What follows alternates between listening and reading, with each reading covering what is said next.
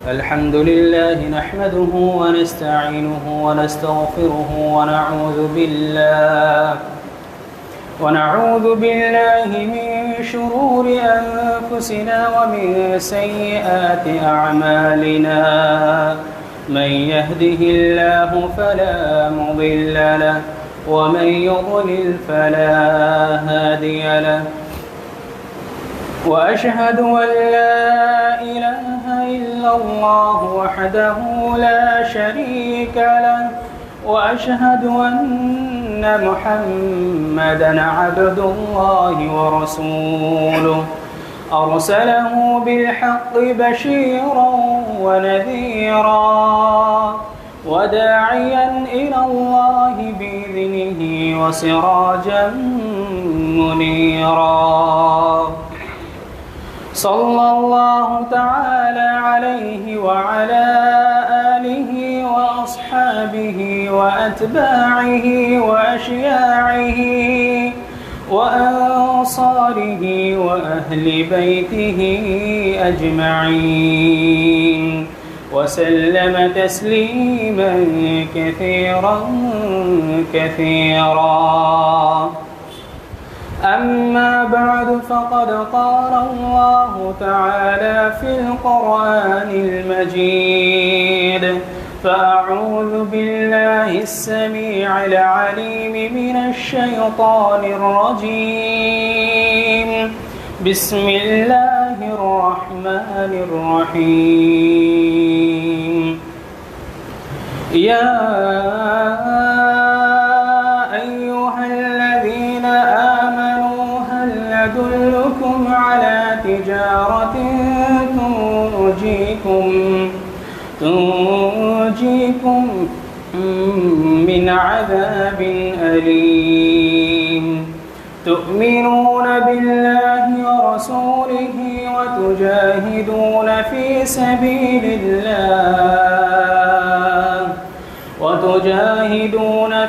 سبيل الله بأموالكم وأنفسكم ذلكم خير لكم إن كنتم تعلمون وقال النبي الأمين صلى الله عليه وسلم عن أبي ذر قال لي رسول الله صلى الله عليه وسلم اتق الله حيثما كنت وأتبع السيئة الحسنة تمحوها وخالق الناس بخلق حسن আলহামদুলিল্লাহ সমস্ত স্তুতি সমস্ত প্রশংসা সেই আল্লাহ তাআলার জন্য যার সীমাহীন অবদানে বদৌলতে আজকের এই পবিত্র দিনে আমরা আমাদের দুনিয়াবী ব্যস্ততাকে ব্যতি রেখে তার পবিত্র গৃহে মেহমান হিসেবে আসতে পেরেছি যথাসময়। যে আল্লাহ তাআলা আমাদেরকে তার মেহমান হিসেবে আমাদেরকে কবুল করেছেন, প্রত্যেকেই আমরা তার প্রতি কৃতজ্ঞতা জ্ঞাপন করি আলহামদুলিল্লাহ। দরুদ ও সালাম বর্ষিত হোক সেই প্রিয় হাবিবের প্রতি যার আদর্শকে বাস্তবায়ন করাই আমাদের একমাত্র লক্ষ্য উদ্দেশ্য, যার জীবনীর পঙ্খানুপুঙ্খ অনুসরণের মধ্যেই পুরো বিশ্বের মানবতার কল্যাণ নিহিত আছে, কিয়ামত পর্যন্ত এই কল্যাণ নিহিত থাকবে ইনশাআল্লাহ। এবং যে মহান রাসূল আমাদেরকে ব্যক্তি জীবন, সামাজিক জীবন, পারিবারিক জীবন, সর্বোপরি রাষ্ট্রীয় জীবন পরিচালনার আদর্শ রূপরেখা দেখিয়ে গেছেন, যার পদ্ধতিতে মুসলমানরা পরিচালিত হলেই কেবল তারা আখিরাত দুনিয়াবী কল্যাণ এবং আখিরাতের মুক্তি পেতে পারে, সেই মহান রাসূলের প্রতি আমরা দরুদ পাঠ করি সাল্লাল্লাহু আলাইহি ওয়াসাল্লাম। সম্মানিত উপস্থিতি, আমাদের ধারাবাহিক খুতবা চলছিল আহলুল হাদিসদের রাজনৈতিক দর্শন। আজকে ইনশাআল্লাহ শেষ পর্ব। শুরুর আলোচনা আমরা করেছিলাম আহলুল হাদিসদের রাজনৈতিক দর্শনের মৌলিক দুইটা দিক, দাওয়াত এবং জিহাদ। এরপরের খুতবায় আলোচনা করেছিলাম ইমারত ও খেলাফত। আজকের বিষয় হচ্ছে ইমারত এবং খেলাফতের ভিত্তি কী এবং ইমারতের প্রধান শর্ত কী। ইমারতের প্রধান শর্ত হচ্ছে এবং ইমারতের মূল ভিত্তি হচ্ছে বায়াত, এবং বায়াতের মূল ভিত্তি হচ্ছে তিনটা: নেতা, অনুসারী এবং প্রতিশ্রুতি, যেটা আমরা বায়াত আমরা গ্রহণ করি। বায়াত নিয়ে আমাদের আহলুল হাদিসদের মাঝে অনেক মতনৈক্য আছে আমাদের বাংলাদেশে এবং সৌদি কান্ট্রিগুলোতে। আজকে আমরা সেই আলোকেই ইনশাল্লাহ খুঁজে দেখার চেষ্টা করব বায়াত আসলে আহলুল হাদিসদের জীবনে ছিল কিনা, এটা কি আমাদের মাঝে নব রচিত কিনা, নতুন উদ্ভাবন হয়েছে কিনা এই বায়াতটা কি শুধুমাত্র আমাদের বাংলাদেশের গুটি কয়েক বা একটা সংগঠনই এটার শুধু একচ্ছত্র অনুসরণ করে যাচ্ছেন কিনা। আমরা ইতিপূর্বে বলেছিলাম ইলমের অর্জনের মূল স্তম্ভ হচ্ছে 5টা, দ্বীনি ইলম অর্জনের উৎস 5টি। তার মধ্যে 4 নাম্বার ছিল হচ্ছে ইসলামের ইতিহাস, অর্থাৎ মানুষ প্রথমে কোরআন থেকে ইলম নেবে, হাদিস থেকে ইলম নেবে, ফিকহ থেকে ইলম নেবে, যেটা উলামায়ে কেরাম কোরআন এবং হাদিসের সার নির্দেশ হিসেবে ফিকহ তার উপরে বেসিস করে লিখেছেন। এখান থেকে মানুষ ইলম অর্জন করতে পারে ইসলামের ইলম। এরপরে আছে আল-লুগা আল-আরবিয়া, আরবি ভাষা শেখার মাধ্যমে মানুষ ইলম অর্জন করতে পারে। এবং 5 নাম্বার হচ্ছে আত-তারিখ আল-ইসলামিয়া, ইসলামী ইতিহাস থেকে মানুষ ইলম নিতে পারে। অর্থাৎ কেউ যদি আরবি ভাষা না জানেন তিনি অনেক বড় ইলম থেকে বঞ্চিত হবেন। আবার কেউ যদি কোরআন হাদিস সম্পর্কে ভালো জানেন, ইসলামী ইতিহাস জানেন না, তিনিও অনেক ইলম থেকে বঞ্চিত হবেন। আবার যিনি শুধু ইতিহাস জানেন, কোরআন হাদিস জানেন না, তিনি ওই ইতিহাস এবং কোরআন হাদিসের মাঝে সামঞ্জস্যতা করতে গিয়ে তিনি হোঁচট খাবেন, তিনিও বড় ইলম থেকে বঞ্চিত হবেন। সুতরাং আজকে আমাদের আলোচনার বিষয় হচ্ছে, আলোচ্য বিষয় হলো বায়াত, এবং এটার উপরে ভিত্তি করেই ইমারত ও খেলাফত প্রতিষ্ঠিত ইতিপূর্বে হয়েছিল। আমাদের ভারত উপমহাদেশের যে ব্রিটিশ বিরোধী আন্দোলন, জিহাদ আন্দোলন এবং বালাকোটের যে যুদ্ধ হয়েছিল, তারও পূর্বে যদি আমরা যাই, 1703 সালে জন্ম লাভ করেছিলেন মুহাম্মদ ইবনে আব্দুল ওয়াহাব রাহিমাহুল্লাহ সৌদির একটা আরব উপদ্বীপে নাজদ এলাকায়। সৌদির রাষ্ট্রগুলো তখন ছিল গোত্রভিত্তিক, অর্থাৎ অঞ্চল ভিত্তিক এবং গোত্র শাসিত। এই অঞ্চলটাকে এই গোত্র শাসন করবে, এই অঞ্চলটাকে এই গোত্র শাসন করবে, প্রত্যেকটা গোত্রের একজন করে আমির ছিলেন। কিন্তু পুরো সৌদি একটা রাষ্ট্রে তখন পরিণত হয়নি। এবং সৌদিতে প্রচুর পরিমাণে শিরক এবং বেদাত ছড়িয়ে পড়ে, যেহেতু ওসমানী খেলাফতের অনেক অংশ অধীনে ছিল, সৌদির অনেক অংশ অধীনে ছিল ওসমানী খেলাফতের অধীনে, যেটাকে আমরা অটোমান সাম্রাজ্য বলি, যার উৎপত্তি হয়েছিল 1258-তে এবং ধ্বংস হয়েছে 1924 সালে। তাদের শাসন আমলে তাদের আকীদাগত ভ্রান্তি এবং আমলগত বিভ্রান্তির কারণে সৌদিতেও অনেক মাজার কেন্দ্রিক আমল শুরু হয়, সাহাবীদের মাজার পূজা শুরু হয়, বড় বড় যারা বিদ্বান আছে তাদের মাজার পূজা শুরু হয়। এই মুহাম্মদ ইবনে আব্দুল ওয়াহাব রাহিমাহুল্লাহ তিনি যখন যুবক বয়সে হলেন, তখন তিনি দেখলেন সৌদির এই অঞ্চলগুলো তাওহীদ প্রতিষ্ঠা করা দরকার। তখন তিনি একটা আন্দোলন শুরু করলেন। আন্দোলন শুরু করার আগে জেনে নিতে হবে তিনি কিন্তু কোনো শাসক নন, তিনি সির্ফ একজন আলেম। তিনি বিভিন্ন বই লিখেন, তার মধ্যে প্রখ্যাত একটা বই হচ্ছে কিতাবুত তাওহীদ, যেটা সম্প্রতি কিছুদিন আগে তালিবান কর্তৃক আফগানিস্তান নিষিদ্ধ হয়েছে, ব্যান্ড হয়েছে এই বইটা। তাদের বক্তব্য হচ্ছে এই বইয়ে যে আল্লাহর সিফাত এবং গুণাবলী নিয়ে এবং আল্লাহর সম্পর্কে যে আকীদাগুলো আছে, আকীদা মানহাজগত ত্রুটি আছে এবং চরমপন্থার একটা ফ্লেভার তারা এই বইয়ে পেয়েছে, যার কারণে আফগানিস্তানেরা এই বইকে ব্যান করে দিয়েছে। এটা কোশ্চিনকালও একটা আমাদের জন্য এটা শুভ সংবাদ নয়। এই কিতাবুত তাওহীদের উপরে ভিত্তি করে পরবর্তীতে পুরো মুসলিম কমিউনিটির যে আহলে সুন্নাহ ওয়াল জামাতের আকীদার যে প্রসার হয়েছে এই বইয়ের থেকে আমাদের শুরু হয়েছে। আহলুল হাদিসদের আকীদা এবং মানহাজের সাথে তাদের দ্বন্দ্বটা কতটুকু, এটা এই বই ব্যান করার মাধ্যমে স্পষ্ট হয়ে গেছে।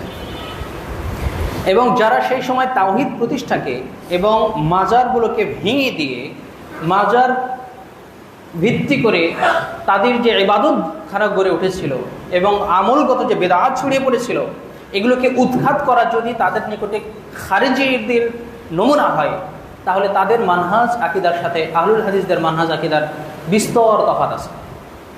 এটা আমাকে আপনাকে বুঝে নিতে হবে। এই যে কিতাবুত তাওহীদ লিখেছেন, সালাসাতুল উসুল লিখেছেন, কাওয়াইদুল আরবাআ লিখেছেন, এগুলো আহলুল হাদিসদের বা আমাদের সালাফিদের আকিদার মূল গ্রন্থদের মধ্যে অন্যতম গ্রন্থ। এগুলো গ্রন্থরই পরবর্তীতে শেখ সালেহ আল উসাইমিন রাহিমাহুল্লাহ ব্যাখ্যা করেছেন, আল ফাওদান রাহিমাহুল্লাহ ব্যাখ্যা করেছেন, পরবর্তী উলামায়ে কেরাম এগুলো ব্যাখ্যা করেছেন। এই যে তার এই বইয়ের মাধ্যমে তখন বিপ্লব শুরু হয় এবং তিনি যখন এই চেতনা উদ্দীন করেন, আমিরদের নিকটে তিনি একটা করে লিখে চিঠি পাঠাতেন। দলিল ভিত্তিক কোরআন এবং হাদিস থেকে তিনি যখন একটা করে লিফলেট দিতেন, তখন তারা বুঝে নিলেন যে না, এই দাওয়াতটা সহিহ। এরপরে কি হলো? এরপরে সেই দিরইয়ার আমির মুহাম্মদ বিন সাউদ রাহিমাহুল্লাহ, তিনি দিরইয়ার আমির ছিলেন, ওই অঞ্চলের আমির ছিলেন। তিনি স্বয়ং এসে বায়াত করলেন মুহাম্মদ ইবনে আব্দুল ওয়াহাবের নিকটে এই মর্মে যে আমর বিল মারুফ ওয়ান নাহি আনিল মুনকার, সৎ কাজের আদেশ এবং অসৎ কাজের নিষেধ করার উপরে বায়াত করেন। একজন আমির তিনি বায়াত করছেন কার উপরে? একজন আলেমের উপরে। আলেমের হাতে তিনি বায়াত করলেন কিসের কারণে? সমাজ সংস্কারের লক্ষ্যে, সমাজে অন্যায় প্রতিরোধ এবং সৎ কাজের প্রতি মানুষদেরকে আহ্বান করার তিনি বায়াত করলেন। এই বায়াতটা করেন 1800 শতকের দিকে, 1700 শতকের দিকে। তারপরের বছরেই 1744 সালে তিনি বায়াত করেন। তারপরের বছর 1746 সালে, মতান্তরে 45, ওয়াইনা গোত্রের আমির তিনিও মুহাম্মদ ইবনে আব্দুল ওয়াহাবের নিকটে তিনি বায়াত করেন। অর্থাৎ ওই ওয়াহাবি আন্দোলনের ভিত্তি প্রস্তর হয়েছিল বায়াতের উপরে। এই বায়াতের উপরে ওয়াহাবি আন্দোলন শুরু হয়েছিল আলা সামি'i ওয়া তাআতি, তার অনুসরণ এবং সমাজ সংস্কারের উপরে, সঠিক দিন প্রচারের উপরে ওয়াইনার আমির তিনি মুহাম্মদ ইবনে আব্দুল ওয়াহাবের নিকটে তিনি বায়াত করেছিলেন। এবং এই আন্দোলনটা এতটাই ব্যাপকভাবে ছড়িয়ে পড়লো। প্রথম দিকে এটা দাওয়াত ছিল, আমরা ইতিপূর্বে বলেছি, পরবর্তীটা জিহাদের রূপ লাভ করে। পরবর্তীতে ফলশ্রুতিতে 1832 খ্রিস্টাব্দে সৌদিতে তাওহীদি রাষ্ট্র কায়েম হয়, আলহামদুলিল্লাহ। আন্দোলন শুরু হয়েছে 1730-এর দিকে বা 40-এর দিকে। 100 বছর পরে তাওহীদ প্রতিষ্ঠা হয়েছে সৌদি আরবে। সৌদির রাষ্ট্রের ভিত্তি ছিল বায়াত। সৌদি রাষ্ট্রের ভিত্তি ছিল বায়াত। এখন সৌদি আলেমরা যদি বায়াতের বিপক্ষে কোনো মাসআলা দেন, তার মানে এই নয় যে তিনি এই বাংলাদেশকে উপলক্ষ করে তিনি এই মাসআলাটা দিয়েছেন। তারা তাদের সাবকন্টিনেন্ট যে পরিস্থিতি, ওই অনুযায়ী তারা মাসআলা দিয়ে থাকেন। এরপরে যদি আমরা আসি সৌদি রাষ্ট্রের পরে, যদি আমরা আমাদের উপমহাদেশে আসি, ভারত উপমহাদেশ, এই ব্রিটিশরা যখন দেখলো, তখন কিন্তু আমাদের এখানে শাসন করছে ব্রিটিশরা, ইস্ট ইন্ডিয়া কোম্পানি। যখন তারা দেখলো যে এই ওয়াহাবি আন্দোলন সৌদিকে পরিবর্তন করে দিয়েছে, তারা চাইলো এই ওয়াহাবি আন্দোলন যেন এই ভারত উপমহাদেশে কখনোই ঢুকতে না পারে। এই জন্য তারা ভারতের বিভিন্ন অঞ্চলে কিন্তু ওয়াহাবি ট্রায়াল গঠন করেছিলেন। প্রায় 16 থেকে 18টা অঞ্চলে তারা ওয়াহাবি ট্রায়াল, যেখানে শুধু ওয়াহাবিদেরই বিচার হতো। তাদের সাথে কিন্তু ওয়াহাবিদের দ্বন্দ্ব, রাজনৈতিক দ্বন্দ্ব ছিল না, ক্ষমতা দখলের আন্দোলন ছিল না, বরং ছিল সমাজ সংস্কারের আন্দোলন এবং সমাজকে শিরক এবং বেদাত থেকে উৎখাত করার আন্দোলন ছিল। এরপরেও ব্রিটিশদের সবচেয়ে ভয় ছিল ওয়াহাবিরা। এই যে যখন ভারত উপমহাদেশে এইভাবে ধরপাকড় শুরু হয়, 1863 থেকেই ধরপাকড় শুরু হয়ে যায়। এবং তার পূর্বে শাহ ওলিউল্লাহ মুহাদ্দিস দেহলভি, যিনি মৃত্যুবরণ করেছেন 1862-র দিকে, তিনি বই লেখেন হুজ্জাতুল্লাহিল বালিগা, যেটা আমরা প্রত্যেকেই জানি হানাফি আহলুল হাদিস প্রত্যেকের কাছে সমানভাবে গ্রহণযোগ্য একটা বই, বিপ্লব সাধনকারী একটা বই। তার বড় ছেলে শেখ আব্দুল আজিজ মুহাদ্দিস দেহলভি রাহিমাহুল্লাহর হাতে বায়াত করেন সৈয়দ আহমদ ব্রেলভি, যিনি জিহাদ আন্দোলনের নেতৃত্ব দিয়েছিলেন আহলুল হাদিসদের। মনে রাখতে হবে শাহ ওলিউল্লাহ মুহাদ্দিস দেহলভি তিনি ছিলেন ওমর রাদিয়াল্লাহু আনহু এর 31তম অধস্তন পুরুষ, এবং তার ছেলের হাতে যে সৈয়দ আহমদ ব্রেলভি বায়াত নিলেন, জিহাদ আন্দোলনের নেতৃত্ব দেওয়ার বায়াত নিলেন, আন্দোলনের বায়াত নিলেন, যে তিনি হিন্দু শিখদের বিপক্ষে এবং মুসলিমদের মধ্যে যে হিন্দু কালচার ঢুকে গেছে এখান থেকে মুসলমানদেরকে বের করে নিয়ে আসার জন্য তিনি বায়াতবদ্ধ হন নেতা হিসেবে। পরবর্তীতে তার হাতে বায়াত করেন শাহ ওলিউল্লাহ শাহ ইসমাইল শহীদ, যিনি ওমর রাদিয়াল্লাহু আনহুর 33তম অধস্তন পুরুষ, তিনি বায়াত গ্রহণ করেন এবং তারা এই দাওয়াতি কাজ চালাতে থাকেন। এখান থেকে তিনি 1821 সালে কলকাতায় আসেন ভারতের। হজ সফরে যাওয়ার সময় তিনি কলকাতাতে প্রায় 3 মাস অবস্থান করেন। সেখানে আমাদের চট্টগ্রাম এবং এই অঞ্চলগুলো থেকে, সিলেট অঞ্চল থেকে, চট্টগ্রাম অঞ্চল থেকে বিভিন্ন জন মানুষ গিয়ে তাদের হাতে বায়াত করে। কিসের উপরে?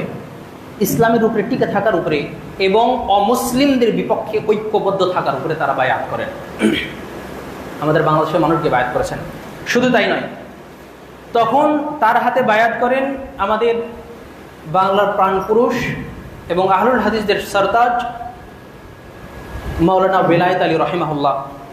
তিনি সৈয়দ আহমদ ব্রেলভির কাছে গিয়ে বায়াত করেন এবং তিনি ছিলেন আব্দুল্লাহ ইবনে জুবায়ের রাদিয়াল্লাহু আনহু এর বংশের।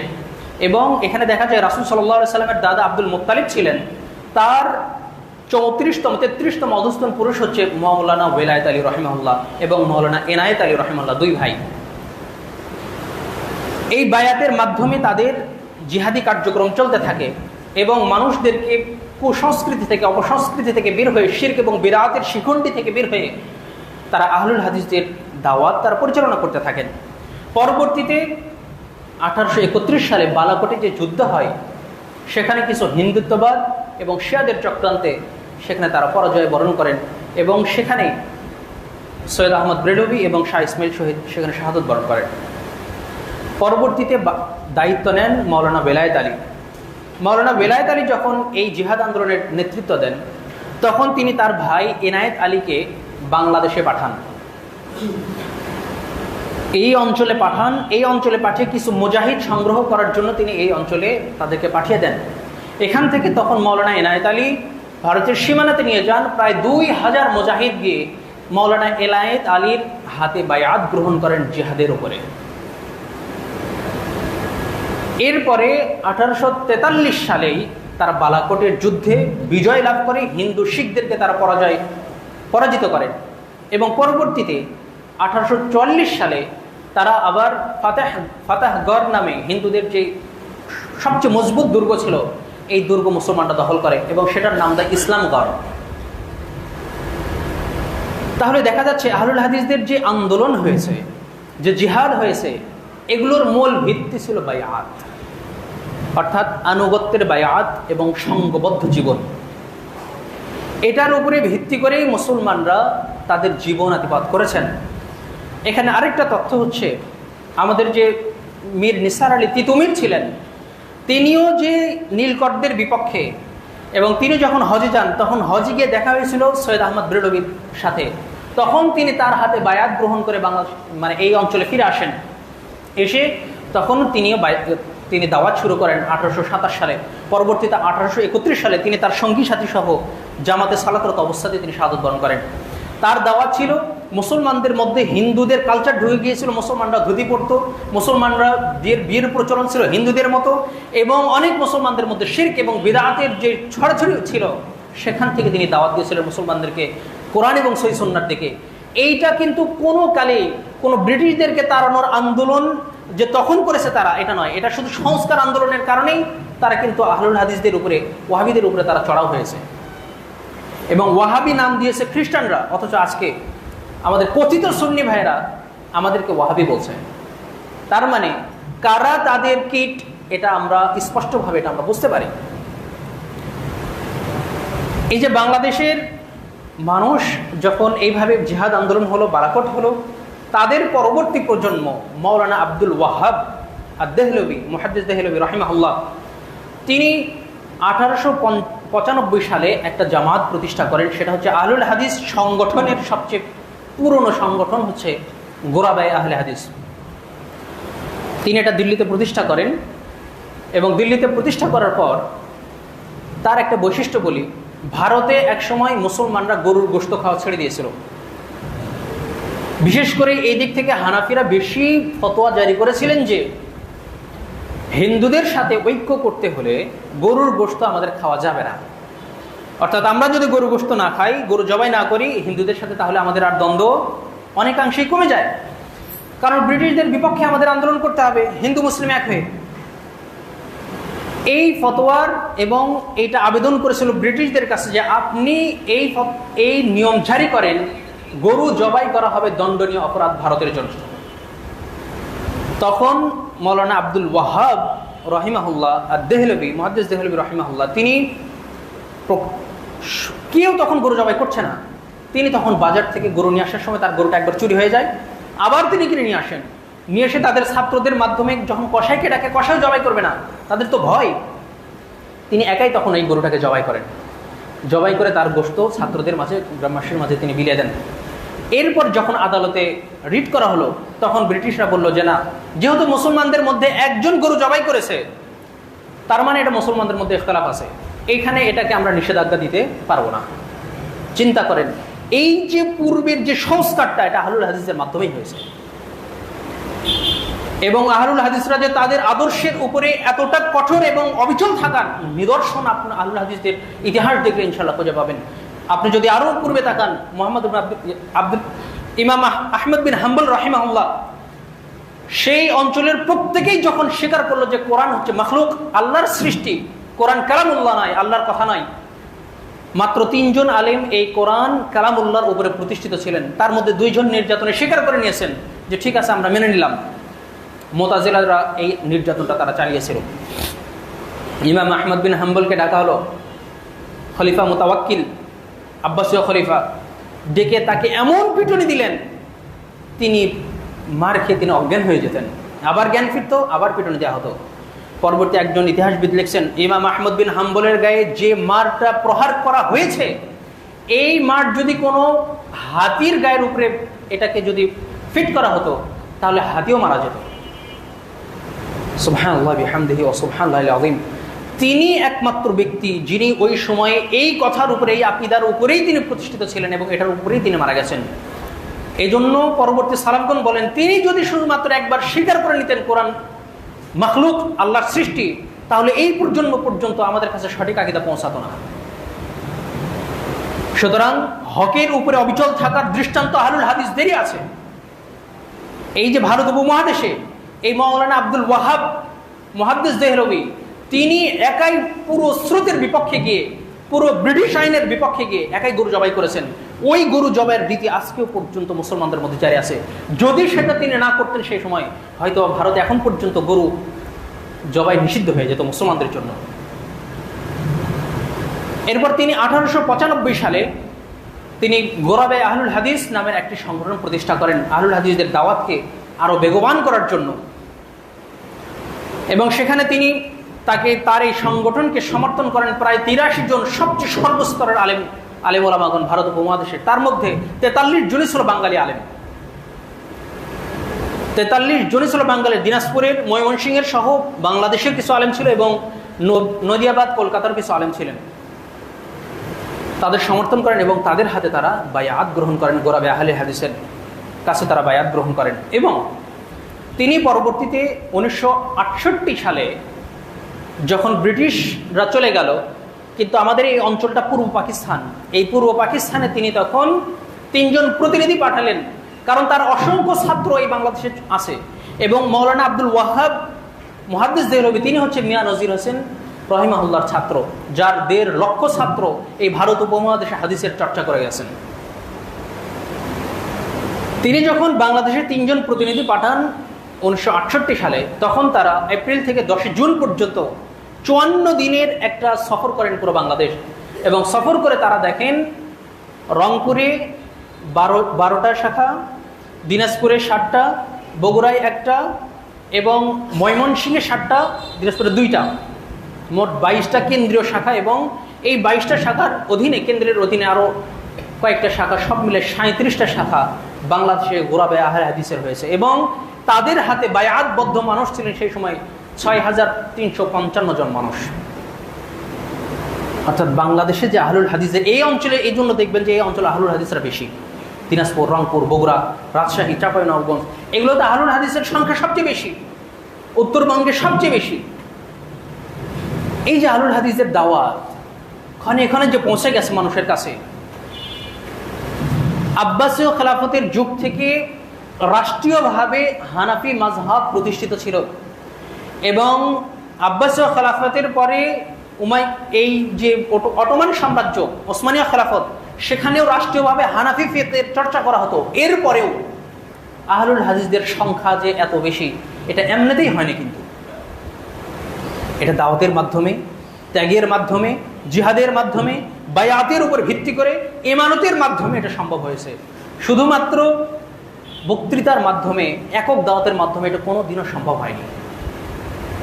সুতরাং আজকে যারা আমরা বলছি যে বায়াত এটা হচ্ছে বেদাত, এর ইসলামে এটার কোনো অস্তিত্ব নাই, এটা শুধুমাত্র রাসূল সাল্লাল্লাহু আলাইহি সাল্লামের জন্য খাস। কোনো ইবাদতকে যদি রাসূলের জন্য খাস করতে হয়, তাহলে তার জন্য রাসূলেরই একটা আমল দরকার হয়, রাসূলের একটা কওল দরকার হয়। এটা হচ্ছে উসুলে ফিকহের একটা মূলনীতি।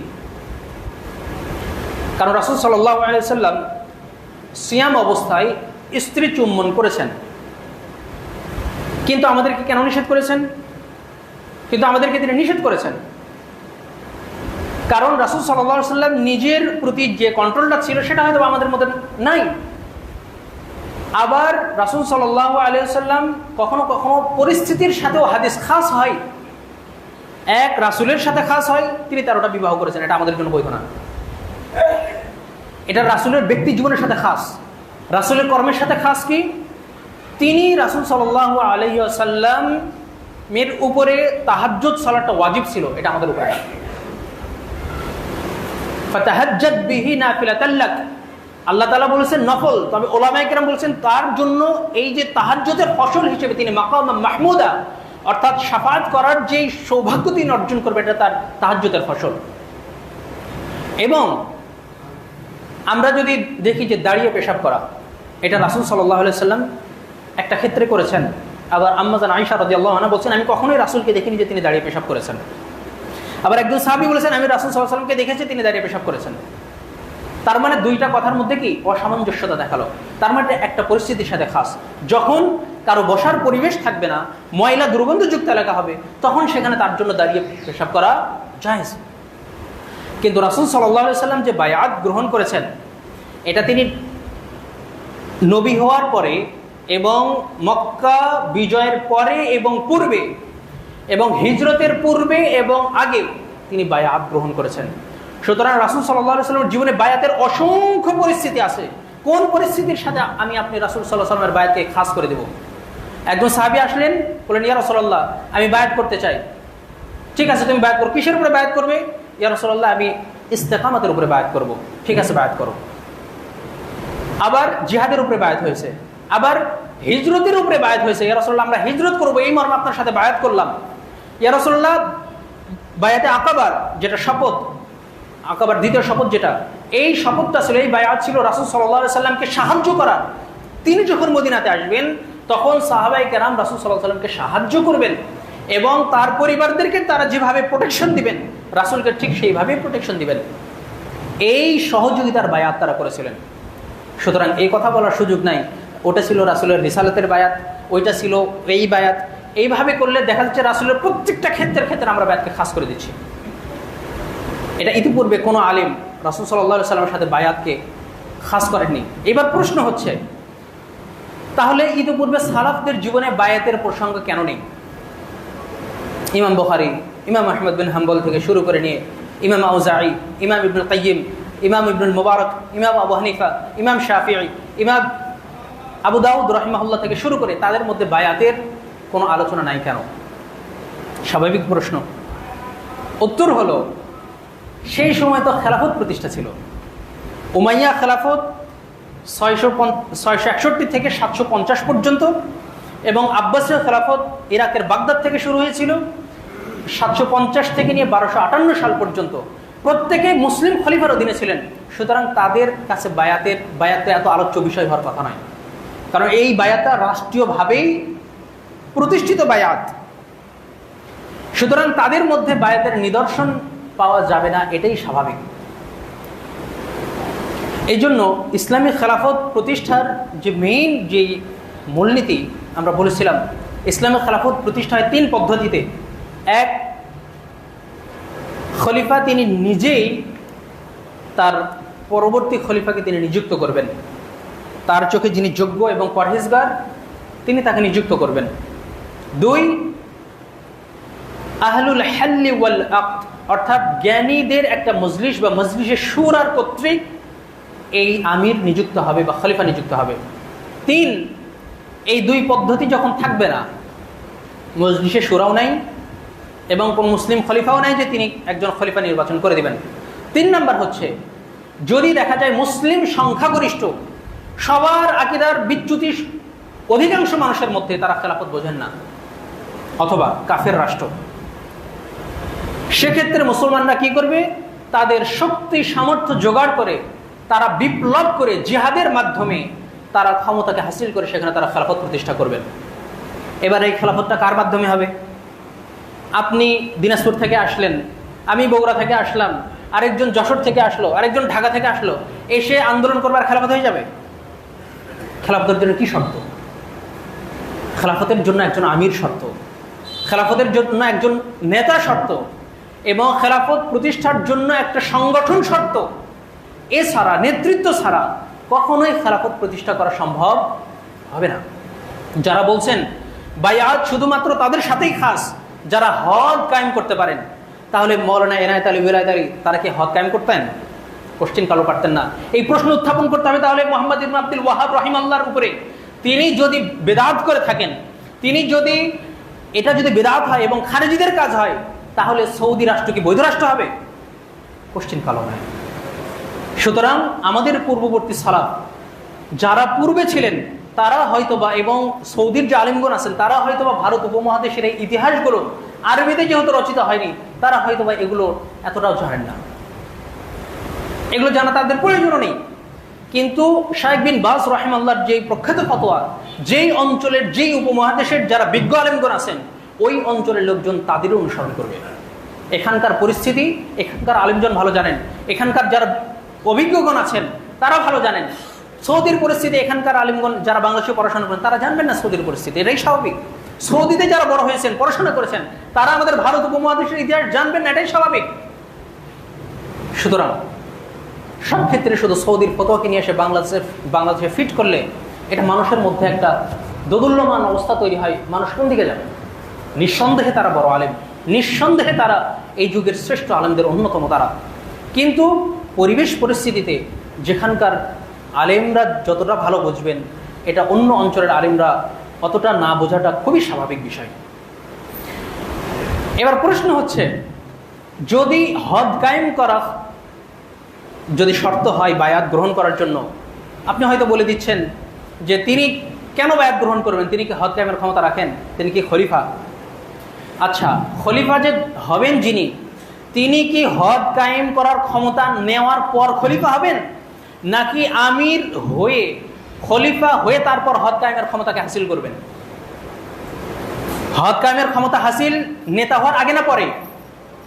খলিফা হওয়ার পরের শর্ত এটা হদ কায়েম করার। কিন্তু তিনি যে খলিফা হবেন তার আগে থেকেই তো তার আমির হওয়ার, খলিফা হওয়ার যোগ্যতাগুলো তার অর্জন করতে হবে, তাই না? খলিফা হওয়ার যোগ্যতা সালাফগণ বলেছেন মুসলিম হতে হবে, জ্ঞান সম্পন্ন হতে হবে, তাকওয়া পরহেজগারিতা থাকতে হবে, ন্যায় পরায়ণতা থাকতে হবে, এবং ইসলাম সম্বন্ধে ভালো জ্ঞান থাকতে হবে, এবং পরবর্তীতে বলেছেন কুরাইশি বংশের হতে হবে। এটা যদি আমাদের মধ্যে পাওয়া যায় না, এই শর্ত এখন প্রযোজ্য হবে না। তাহলে কারো মধ্যে যদি এই জ্ঞানগুলো থাকে, এই অর্জনগুলো থাকে, এবং তিনি যদি চান ইসলামী খেলাফত প্রতিষ্ঠায় আমরা অবশ্যই ভূমিকা পালন করব, এই মর্মে যদি বায়াতবদ্ধ হয়ে সংঘবদ্ধ জীবনের মাধ্যমে, দাওয়াতি কার্যক্রমের মাধ্যমে যদি তারা খেলাফত প্রতিষ্ঠা করতে চান, তাহলে এখানে সমস্যা কোথায়? অযথা আহলুল হাদিস যুবকদের মধ্যে সংগঠন বিরোধী একটা সরব তুলে আহলুল হাদিসদেরকে বিচ্ছিন্ন করার কোনো প্রশ্ন আসে না। আহলুল হাদিসরা ইতিপূর্বে ঐক্যবদ্ধ ছিল, তাদেরকে আবার ঐক্যবদ্ধ হতে হবে। এই নব্য জাহিলি যুগে তারা যদি ইসলামের মূল আদর্শের উপরে যদি টিকে না থাকতো, বাংলাদেশে ইসলাম এখন পর্যন্ত আদর্শ মানুষ খুঁজে পেত না।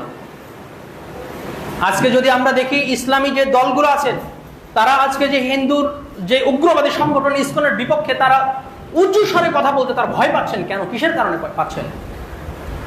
আজকে পাশ্চাত্যের যে গণতন্ত্রপন্থী যে রেনেসা চলছে, এটার বিপক্ষে কোনো ইসলামী কথিত ইসলামী রাজনৈতিক দলের কোনো সরব ভূমিকা, বরং তারা তাদের অনুসরণ করে যাচ্ছেন। এ কথা বললে হবে না আহলুল হাদিসরা শুধু খেলাফত খেলাফত বলে চিৎকার করে, তারা খেলাফতের আদর্শ রূপরেখা পর্যন্ত দিল না। কে বলেছে দেয়া হয়নি? আজকে বাংলাদেশের আহলুল হাদিসদের সংখ্যা কত? 3 কোটি? আমার মনে হয় না 3 কোটি হবে, বা 3 কোটি বা 4 কোটিই ধরে।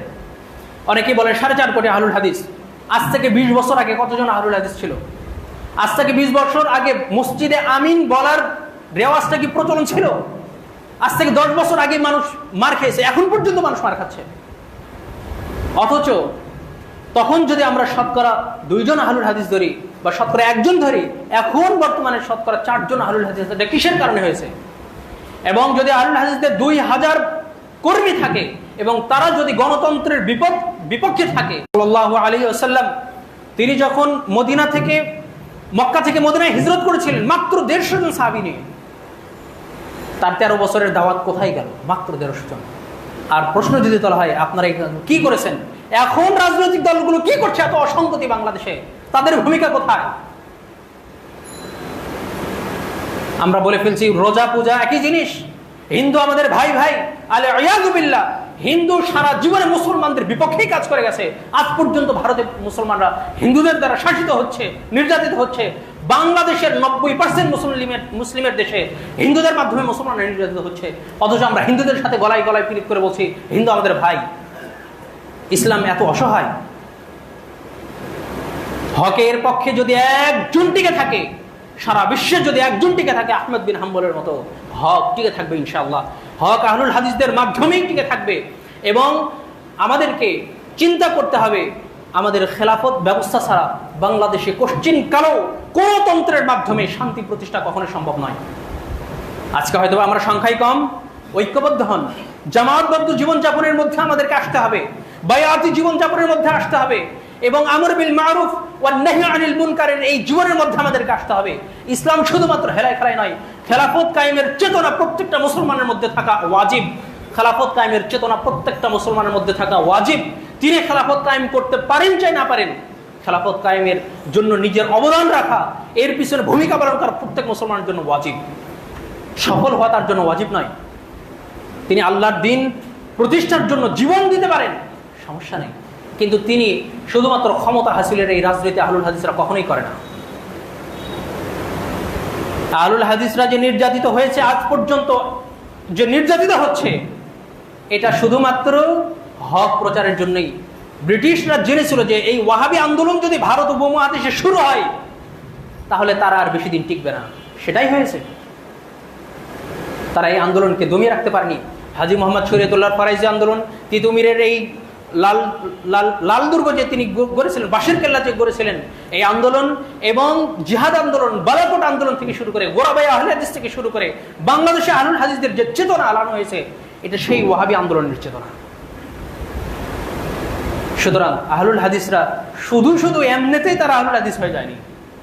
এর পিছনে রক্ত দিতে হয়েছে, এর পিছনে শ্রম দিতে হয়েছে, এর পিছনে অনেক কষ্ট গেছে, এর পিছনে মানুষের সংঘবদ্ধ জীবন এটার সাথে জড়িত আছে। আজকে শুধুমাত্র একাকী থেকে সংগঠন করলে অন্তরের সংকীর্ণতা বাড়ে। ভাইয়ের প্রতি তো ভাইয়ের সংকীর্ণতা, ভাই নিজের বোনকে সম্পদ দিতে সংকীর্ণ করছে, ভাইয়ের সাথে ভাইয়ের সম্পর্ক নাই, বোনের সাথে ভাইয়ের সম্পর্ক নাই, আর সংগঠনে তো বিভিন্ন ধরনের ভাই আসে। এটা তো হতেই পারে। ব্যক্তি ত্রুটিকে কখনোই সংঘবদ্ধ জীবনের ত্রুটির উপরে কখনোই নিক্ষেপ করা কখনোই উচিত নয়। এবং সংঘবদ্ধ জীবন বিরোধী যে ন্যারেটিভ আহলুল হাদিসদের মধ্যে তৈরি হয়েছে, এখান থেকে যুবক ভাইদেরকে বের হয়ে আসতে হবে। যুবকদের মাধ্যমেই ইসলামী খেলাফত যে প্রতিষ্ঠার যে সূর্য এই বাংলাদেশে উদিত হওয়ার সম্ভাবনা যুবকদের মাধ্যমে আছে ইনশাআল্লাহ। আজকের আহলুল হাদিসরাও যদি ঐক্যবদ্ধ হয় এই গণতন্ত্রের বিপক্ষে গিয়ে ইসলামী মৌলিক আদর্শের উপরে শক্ত হাতে এই অপসংস্কৃতিকে দমন করে যদি তারা টিকে থাকতে পারে ইনশাআল্লাহ, তাদের মাধ্যমে যদি না হয় তাদের সন্তানদের মাধ্যমে হলেও এই জমিনে ইনশাআল্লাহ একদিন ইসলাম প্রতিষ্ঠিত হবেই। যদি না হয় আল্লাহর সামনে গিয়ে আমরা সম্মানের সাথে দাঁড়াতে পারবো, হে আল্লাহ আপনার দিন প্রতিষ্ঠার জন্য আমরা চেষ্টা করে গেছি, তবুও বাতিলের সাথে ন্যূনতম কোনো আমরা আপোষ করিনি, শিরক এবং বেদাতের সাথে হিকমতের নাম দিয়ে কোশ্চিনকালও আমরা তাদের সাথে আপোষ করিনি। আপনি আহলুল হাদিসদের সাথে ইসলামী রাজনীতি নিয়ে ডিবেটে বসায় দেন, যারা কথিত ইসলামী রাজনীতি আজকে করছেন 5 মিনিট টিকতে পারবে না। যদি 5 মিনিট টিকতে পারে মেম্বারে কখনো আলোচনা করবো না ইনশাআল্লাহ। যদি ইসলামী রাজনীতিকে এটার ব্যাপারে তারা যদি স্পষ্ট ধারণা দিতে পারেন এবং তারা যে ওই আদর্শের উপরে আছেন এটা যদি তারা প্রমাণ করতে পারেন, কোশ্চিন কালো আর এই মেম্বারে কখনো উঠবো না, এটা আমি বলে দিলাম ইনশাআল্লাহ। এবং বায়াতের বিপক্ষেও যারা সরব ভূমিকা পালন করছেন এই দিকটাও আমাদের চিন্তা করতে হবে। আহলুল হাদিসরা যদি ঐক্যবদ্ধ না হয় তারা একসময় নির্যাতিত হয়ে নিষ্পেষিত হয়ে আহলুল হাদিসরা একসময় অবদমিত হয়ে যাবে। সুতরাং আমাদের উচিত হবে আহলুল হাদিসরা যেমন ওই আহমদ বিন হাম্বলের যুগ থেকে তার আগে থেকে ইমাম আহমদ বিন হাম্বলের তারও পূর্বে ইমাম আবু হানিফা রহিমাহুল্লাহ, ইমাম শাফিঈ রহিমাহুল্লাহ, ইমাম মালিক রহিমাহুল্লাহ প্রত্যেকেই নির্যাতিত হয়েছেন শুধুমাত্র হকের কারণে, হক দাওয়াতের কারণে, কিতাব ও সহিহ সুন্নাহর দাওয়াতের কারণে। রাজনীতির ক্ষমতা দখলের কারণে কেউ নির্যাতিত হননি। আজ পর্যন্ত তারা আহলুল হাদিসরা এইভাবে নির্যাতিত হচ্ছেন। আজকে এই মেম্বারে বলে দিলাম, যদি এই বাংলাদেশের নির্বাচনে যদি কোনো ইসলামী দল আসে, রাজনৈতিক দল, কথিত ইসলামী রাজনৈতিক দল আসে, তারপরে আপনারা দেখে নিন যদি নির্যাতিত কোনো আলেম সমাজ থাকে এটা আহলুল হাদিসরা হবে। সুতরাং তাদের সাথে তো আমাদের ক্ষমতার দ্বন্দ্ব নয়। আপনারা বলুন আমরা খেলাফত প্রতিষ্ঠা করতে চাই, আমরা ক্ষমতায় গেলে আমরা খেলাফত প্রতিষ্ঠা করব, এই গণতন্ত্রের বিপক্ষে আমরা থাকবো না, এই কথা যদি 5 জন মানুষ বলার মানুষ থাকে এই দাওয়াতটা মানুষের মাঝে পৌঁছে দিতে হবে। 1940 সাল থেকে নিয়ে এই পর্যন্ত আমরা ওই গণতন্ত্রের দাওয়াতই মুসলমানদেরকে দিয়ে গেলাম। যেই দেশের 5% মানুষ সালাত আদায় করে তাও কারো সালাত ঠিক আছে কি না আছে, এখানে খেলাফতের ডাক দেওয়া কতটুকু যৌক্তিক হবে এটা আমরা প্রত্যেকেই এটা কল্পনা করলেও বুঝতে পারি। সুতরাং আহলুল হাদিসদের উপরে এই দায় চাপালে হবে না। আপনারা খেলাফত প্রতিষ্ঠা করবেন, খেলাফতের ডাক দেন। খেলাফতের ডাক দেওয়ার পরিস্থিতি তো এখন নয়। আজকে বাংলাদেশে 4 কোটি আহলুল হাদিস আছে। এই আহলুল হাদিসের সংখ্যা যখন 10 কোটি হয়ে যাবে তখন ইনশাআল্লাহ আহলুল হাদিসরা এই দেশে ইসলামী হুকুমত কায়েম করবে। আহলুল হাদিসরা যদি ঢাকাতে 70 লাখ 80 লক্ষ মানুষের মতো যদি জমায়েত করতে পারতো সেই দিনই বাংলাদেশে ইসলাম খেলাফত ইনশাআল্লাহ হয়ে যেত। কিন্তু আমাদের সংখ্যাগরিষ্ঠতা কম। আমরা দাওয়াতের মাধ্যমে আমরা আমাদের আদর্শকে মানুষের মাঝে উপস্থাপন করছি। যারা আমাদের দাওয়াত কবুল করছেন, আমাদের সাথে ঐক্যবদ্ধ হচ্ছেন, এই সংখ্যাগরিষ্ঠতা যখন বেড়ে যাবে ইনশাআল্লাহ তখন জিহাদের মাধ্যমে হলেও ইসলামী খেলাফত এই বাংলার জমিনে ইনশাআল্লাহ প্রতিষ্ঠিত হবে, এই আশা আমরা ব্যক্ত রাখি। সুতরাং সম্মানিত উপস্থিতি, চিন্তা করতে হবে স্রোত যেদিকে যাচ্ছে, বাতিল যেদিকে যাচ্ছে, বাতিল যেখানে ঘনীভূত হয়ে আসছে, এখানে হকের উপরে শক্ত পদে দাঁড়িয়ে থাকা এটা আহলুল হাদিসদের মজ্জাগত স্বভাব। এটা আহলুল হাদিসদের রন্ধ্রে রন্ধ্রে এই রক্ত শিরা উপশিরায় আছে যে তারা জীবন দিতে পারে, কিন্তু তারা হকের যে মূল আদর্শ এটার উপরেই তারা টিকে থাকবে ইনশাআল্লাহ। এই আদর্শ আমাদের লালন করতে হবে। শুধু রকুল আদায়ন করলে আহলুল হাদিস হওয়া যায় না, মৌলিক আদর্শের উপরে প্রতিষ্ঠিত থাকার চেষ্টা করতে হবে। জীবন চলে যেতে পারে, জীবন গেলে শহীদ। যদি ইসলামের মৌলিক আদর্শের উপরে টিকে থেকে যদি কোনো ব্যক্তি মৃত্যুবরণ করে, নির্যাতনের শিকার হয়, তাহলে তিনি শাহাদতের মর্যাদা লাভ করবেন বলে ইনশাআল্লাহ।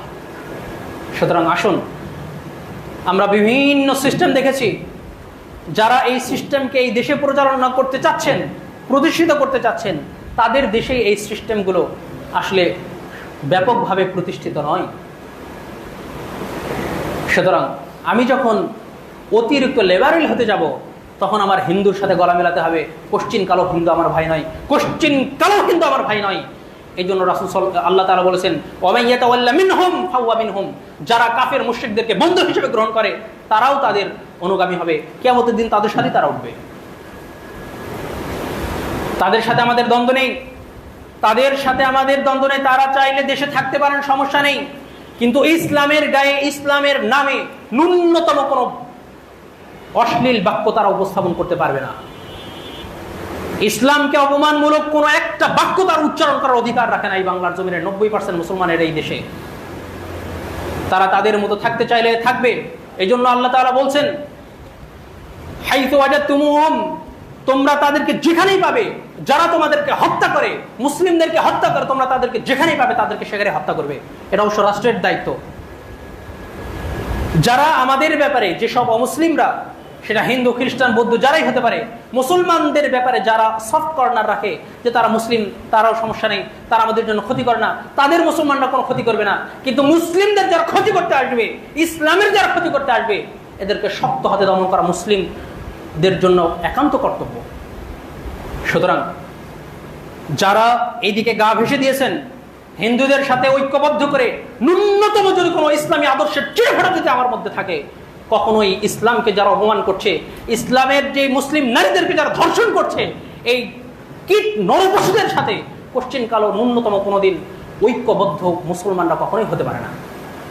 শুধুমাত্র দুইটা টিপের জন্য নিজের আদর্শকে খেয়ে দিয়ে, নিজের আদর্শ থেকে বিচ্যুত হয়ে মুসলমান কখনো তার ইসলামী আদর্শের উপর টিকে থাকতে পারে না। আপনি এটাকে যেভাবেই ব্যাখ্যা দেন না কেন, ওই মদিনার সনদ, এইটা সেইটা, মদিনার সনদের রাসূল ইহুদিদের সাথে ঐক্য করেছেন, মদিনার সনদের রাসূল সাল্লাল্লাহু আলাইহি ওয়াসাল্লাম ইহুদিদের সাথে ঐক্য। ইহুদিদের সংখ্যা তখন কত ছিল? মুসলিমদের সংখ্যা খুবই কম। সেখানে মুসলমানরা এই জন্য ইহুদিদের সাথে ঐক্য করেছেন এবং ইহুদিদের সাথে এটা করেছেন যে যদি এই মদিনাতে যদি কেউ আক্রমণ করে, তাহলে ইহুদিরাও মুসলমানদেরকে সহযোগিতা করে আক্রমণ করবে। আর এখানে 90% মুসলমানের দেশে 3% হিন্দুর সাথে ঐক্য করতে হয় মুসলমানদেরকে বাঁচানোর জন্য। ইসলাম আজ কত অসহায় মুসলমানদের কাছে, মুসলিমদের চেতনা আজকে কত অসহায় হয়ে গেছে।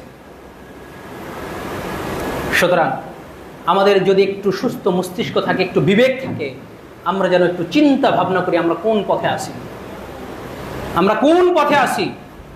এবং যারা ইসলামী রাজনীতির নাম দিচ্ছেন, তারাও এখন প্রকাশ্যে বলছেন যে আমাদের রাষ্ট্র পরিচালিত হবে যোগ্যতার ভিত্তিতে, ধর্মের ভিত্তিতে নয়, আমরা গণতন্ত্রের মাধ্যমে একটা সুরাষ্ট্র গড়তে চাই।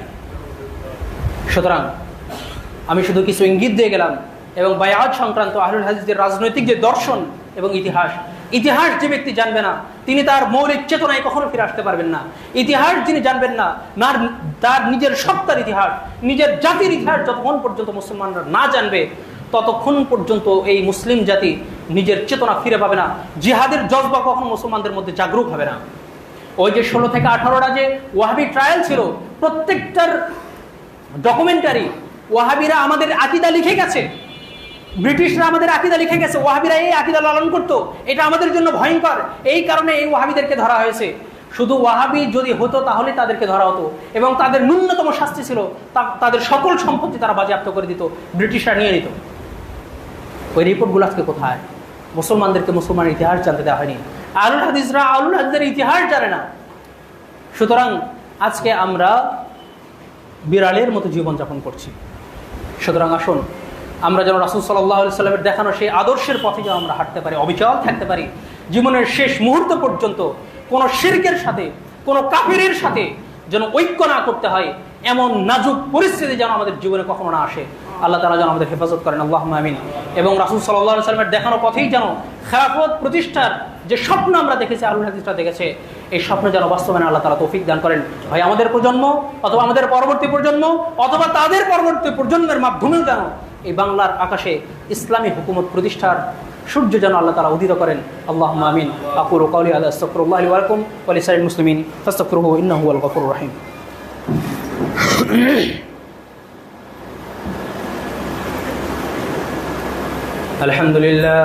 الحمد لله نحمده ونستعينه ونستغفره ونعوذ بالله من شرور أنفسنا ومن سيئات أعمالنا.